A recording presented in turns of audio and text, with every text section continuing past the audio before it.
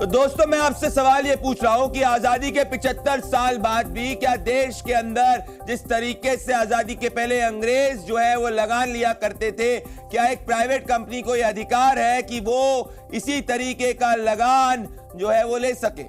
दोस्तों यही हो रहा है, ये मीरा भाईंदर के इलाके के अंदर ऐसा ही हो रहा है और इसी को आज जी न्यूज एक्सपोज करेगा।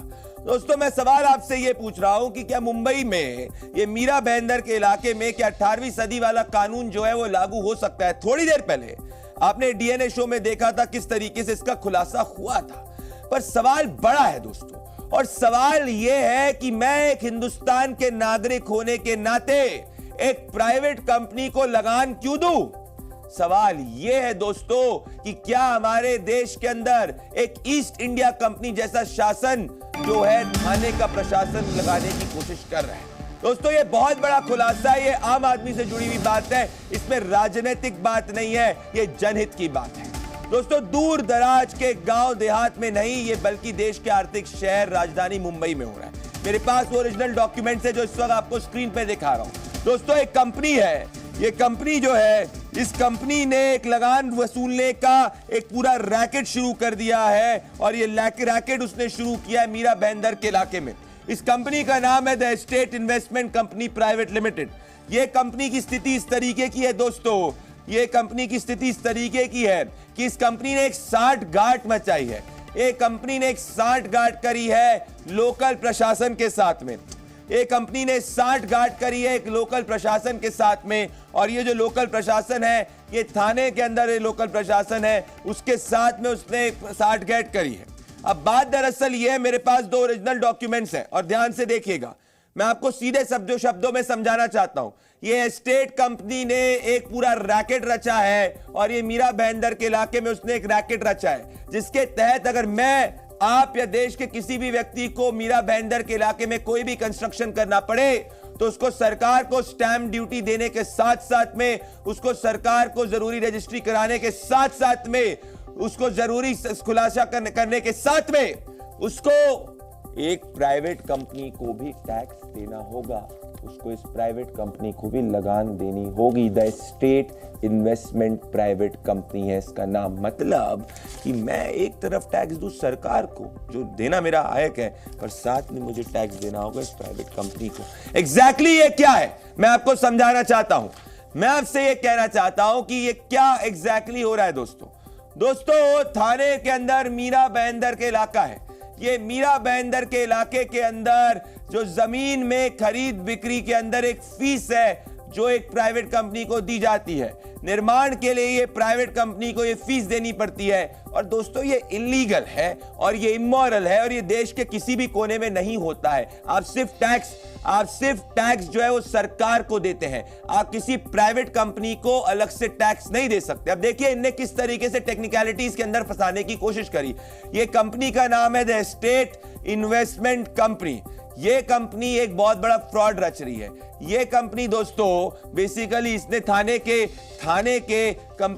के पूरे लोकल एडमिनिस्ट्रेशन के साथ एक सांठगांठ करी हुई है, जिसके तहत ये इंश्योर करती है कि एक एनओसी सर्टिफिकेट जो है इस कंपनी से भी लिया जाए सरकार के अलावा। मतलब आप सरकार के पास गए, सरकार को बोला कि मुझे बिल्डिंग कंस्ट्रक्शन करना है, सरकार के पास गए, उसको स्टैंप ड्यूटी दी, सरकार बोल रही नहीं आप मेरे पास मत आइए, आप एक प्राइवेट कंपनी से एनओसी लीजिए।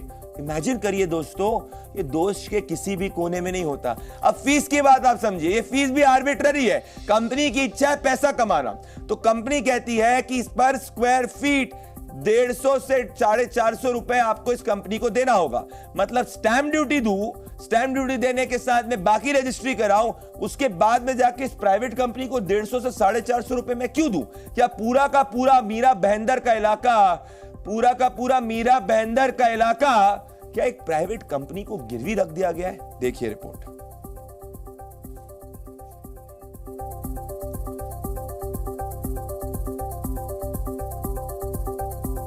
वो जो लगान आजादी से पहले शुरू हुआ था, वो आज भी मीरा रोड भाईंदर के लोग दे रहे हैं।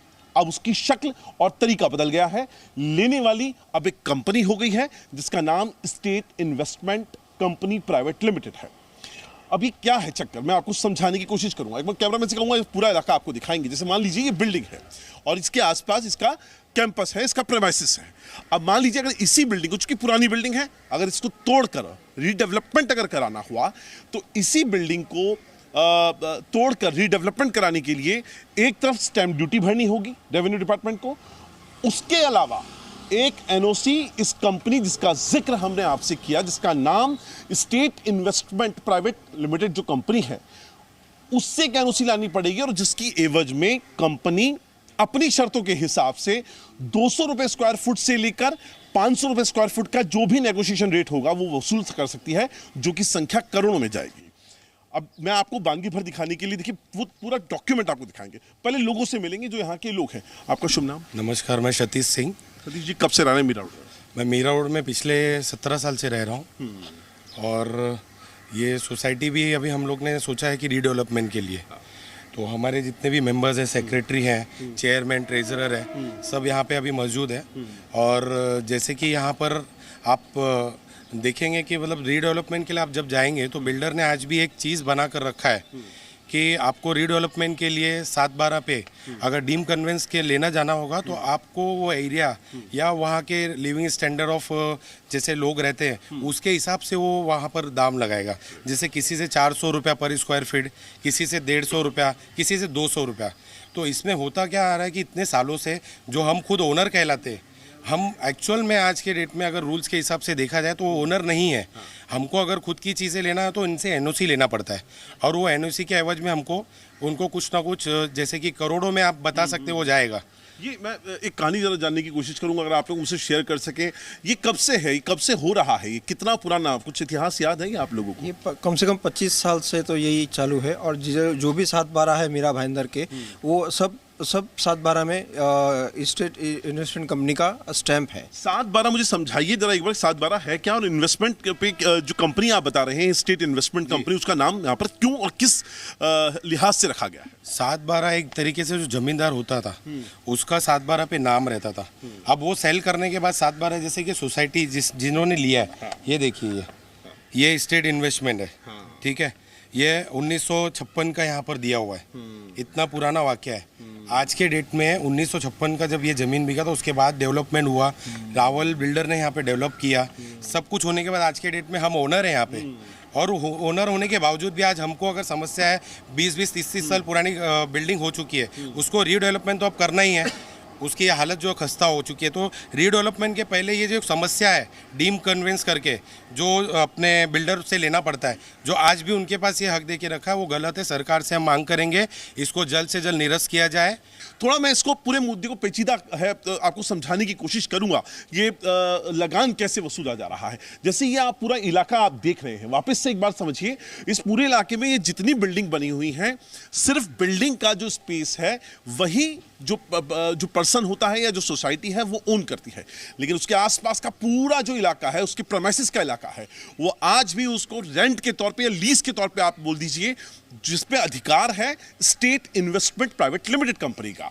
अब यहां से अगर इनको बिल्डिंगों को तोड़कर कोई नया प्रोजेक्ट यहां पर लाना है या कोई खाली पड़े हुए प्रोजेक्ट को मीरा रोड भाईंदर में बनाना है, तो उसको जहां एक तरफ रजिस्ट्रेशन और स्टैंप ड्यूटी भरनी होगी अपने रेवेन्यू डिपार्टमेंट में, तो वहीं पर उनको पहले एनओसी लानी पड़ेगी उस थर्ड पार्टी से जिसका नाम estate investment private limited company है, और तब जाकर उसकी एवज में उनको मोटी रकम, मैंने जैसे आपको बताया 200 रुपए स्क्वायर फुट से लेकर 500 रुपए स्क्वायर फुट की अलग अलग नेगोशिएबल रेट है या रेंज है, जिस पर जाकर सौदा तय होता है, करोड़ों की रकम उनको खाते में पहुंच जाती है, तब जाकर उनको वो एनओसी मिलती है और तब वो जो सोसाइटी है वो अपना कोई काम करवा पाती है। और इसके अंदर भी धांधली इस बात को लेकर हो रही है कि आधा पैसा वाइट और आधा पैसा ब्लैक में लिए जाने की शिकायतें लगातार सामने आती रही हैं। कैमरा पर्सन नरेश बचल के साथ अंकुर त्यागी, जी मीडिया, मुंबई। दोस्तों, मतलब ये पूरी की पूरी अगर आपने रिपोर्ट देखी है, केस क्या है? ये केस करप्शन का है, ये केस भूमाफिया का है, ये केस लगान का है, ये केस कॉमन मैन का है। मेरे साथ अंकुर जुड़ रहे हैं जिन्होंने ये खुलासा किया है। अंकुर, मैं एक चीज नहीं समझ पा रहा हूं, मैं देश का कोना कोना घूमता हूं, मैंने अभी तक कहीं पूरे देश में ऐसा कानून नहीं देखा कि मुझे स्टैंप ड्यूटी, रजिस्ट्री ये सब कराने के अलावा एक प्राइवेट कंपनी से एनओसी लेना पड़ेगा। मतलब पूरा का पूरा अधिकार एक प्राइवेट कंपनी को गिरवी रख दिया। मैं टेक्निकलिटीज में नहीं जा रहा, पर एसेंशियल ये देश संविधान से चलेगा कि एक प्राइवेट कंपनी के एनओसी से चलेगा। मतलब मीरा भाईंदर के अंदर किसी को कुछ भी करना हो, उसको सिर्फ गवर्नमेंट से परमिशन नहीं पड़ेगी, उसको जाके एक एनओसी एक प्राइवेट कंपनी की करानी होगी। मतलब क्या ऐसा नहीं हुआ उस प्राइवेट कंपनी ने लोकल एडमिनिस्ट्रेशन को कुछ पैसे खिलाए हो, कुछ उनमें साठगांठ हुई हो, जिसके कारण ये इतने समय से कानून चला रहा है? अब बिल्कुल आपने प्रदीप जो इतना गंभीर मुद्दा हम उठा रहे हैं उसमें ये जरूर समझने की जरूरत है हमको कि हम 2024 में वाली बात कर रहे हैं। 150 साल पहले जब ये सौदा हुआ था तब यहाँ पे ईस्ट इंडिया कंपनी थी।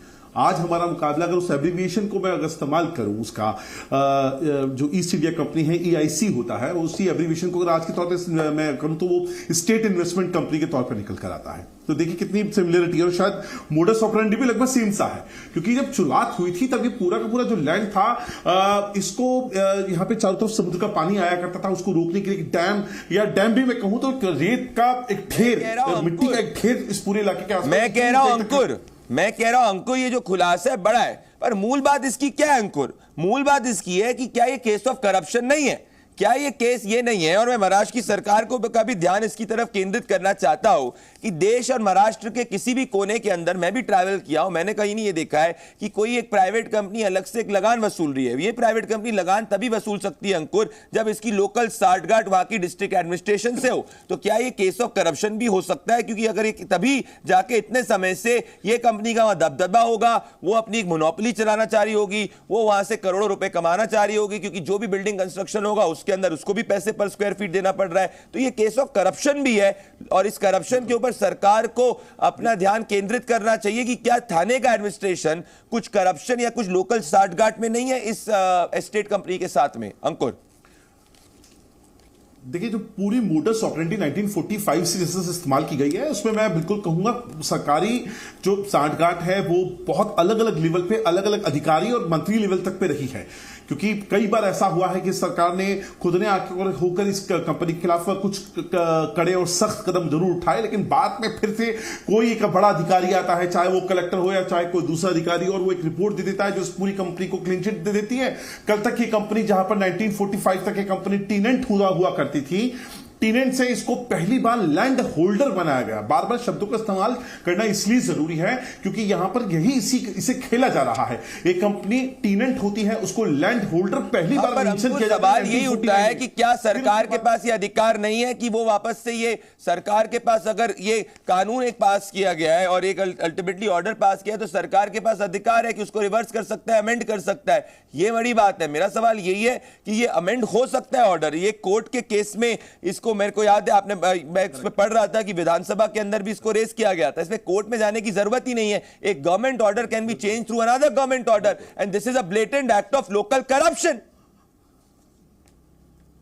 देखिए अभी हम हाल ही में दिसंबर 2023 की बात करें, विधानसभा का जो सत्र चल रहा था, तीसरा सत्र चल रहा था, उसमें खुद रेवेन्यू मिनिस्टर राधाकृष्ण विखे पाटिल खड़े होकर पटेल से बोलते हैं, ये वाली बात एक्सेप्ट करते हैं कि लूट हो रही है। वो इस बात को भी एक्सेप्ट करते हैं कि कानून की पेचीदगियों का इस्तेमाल करके ये कंपनी बार बार स्टे ऑर्डर ले आती है जो भी इनकी कार्रवाई होती है। लेकिन फिर सवाल, और फिर वही कहते हैं कि हम सीनियर काउंसिल अपॉइंट करेंगे। तो क्यों इतने टाइम तक आपने सीनियर काउंसिल अपनी तरफ से अपॉइंट करके इस केस को एक सिविल कोर्ट में ही अगर चलाना है तो भी क्यों इसको सीरियसली नहीं लिया गया?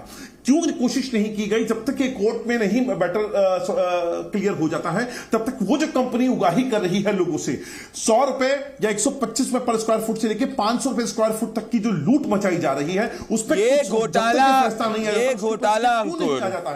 घोटाला अंकुर, ये आपकी रिपोर्ट ने इस घोटाले को एक्सपोज करा है क्योंकि महाराष्ट्र में लोकल जो है थाने के अंदर एक भूमाफिया चला जा रहा है। इस भूमाफिया के अंदर जो है एक एनओसी एक अलग से प्राइवेट कंपनी को देनी पड़ती है। अब दुख की बात ये है अंकुर, इसमें मैं आप कि ये महाराष्ट्र के सदन में भी जब रेज हुआ था तो मिनिस्टर्स भी इसके बारे में कॉग्निजेंट है। और मैं एक मेरे सामने ये court of divisional commissioner Konkan division की रिपोर्ट है जिसमें स्वीकारा जा रहा है कि कंपनी लैंड ओनर नहीं है, पर उसके बाद में वापस से ऑर्डर को चेंज कर दिया जाता है। मतलब ये कंपनी अलग अलग समय क्या सरकारी अधिकारियों को कुछ पैसा देने के प्रयास के तहत ऑर्डर्स को चेंज करती है, जिससे इसका दबदबा मीरा भाईंदर इलाके में बना रहे।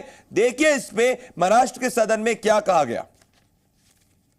सन्मान्य सदस्य प्रतापराव सरनाईक साहेबांनी या ठिकाणी दिलेली आहे आणि वस्तुस्थिती आहे, केवळ कुठेतरी कायद्याचा एखादा आधार घेऊन वर्षानुवर्ष पुन्हा तेच प्रकरण पुढे नेत राहायचं। मी मगाशी सांगितलं की एक प्रचंड लूट सुरू आहे या नावाखाली, म्हणजे मला वाटतं देशातलं एकमेव उदाहरण असलं पाहिजे।